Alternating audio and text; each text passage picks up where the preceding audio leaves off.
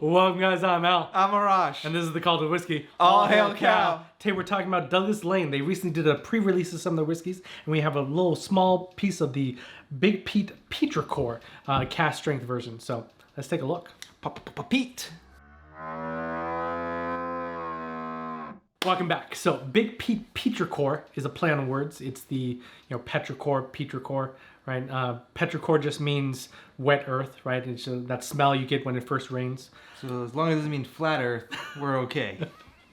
We don't know much about it. We know that it's 53.8% ABV. It's non-chill filtered. There's no E150 added to it, so it's natural coloring. It's an Islay blend.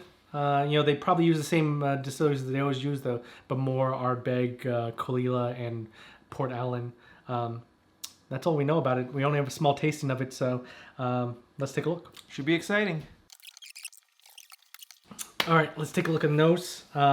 There was only 590 bottles of this made, so... Get your hands on it one way or another. Yeah, all right.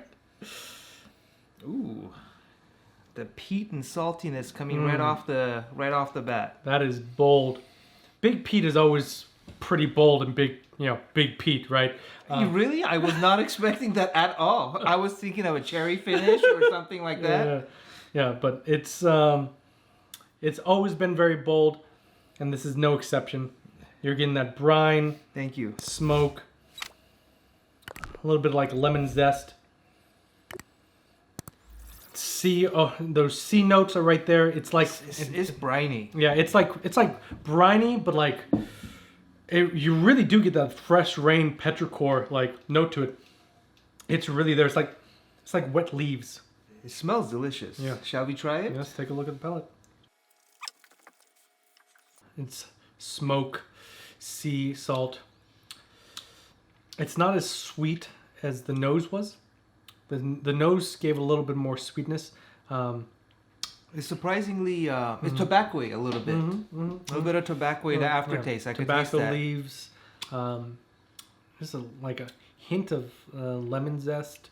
Like almost like octopus with the lemon right on top of it. Oh, well, sushi style. Yeah. It's oily. It's oily and like... It's got a strong scent on the nose, and it's got a delicious initial taste, but the aftertaste is what's doing it for me on this drink. It's the tobacco and a bit of spiciness in the and it's really lovely.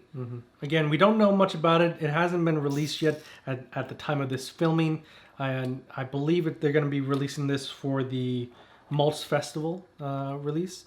There should be a picture here. If you see a picture right now, that means that we found a picture of the bottle. I would say if you like peat and if you like tobacco, this is definitely something you would want to seek out, especially with a limited number of bottles being distributed overall. Yeah, only 590. It's a small release. It's good. It's delicious. Yeah, I mean, if you love Douglas Laing's Big Peat, this is no surprise to it.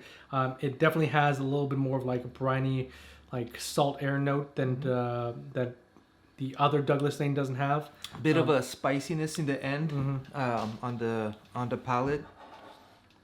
But the tobacco and the brine is the big one for me for the aftertaste. Yeah. Brine in the initial smell, to tobacco in the aftertaste. It was very overwhelming on that first taste, and my second taste, it just after your palate adapts to that big ABV and impact, I definitely get a little bit more like almost like an oyster. I'm just getting like seafood, lemon with seafood. I wish we had a little bit more sampling so I can I'd confirm on that a little bit. I'd love to try this with a little bit of water, but I'm not going to waste it.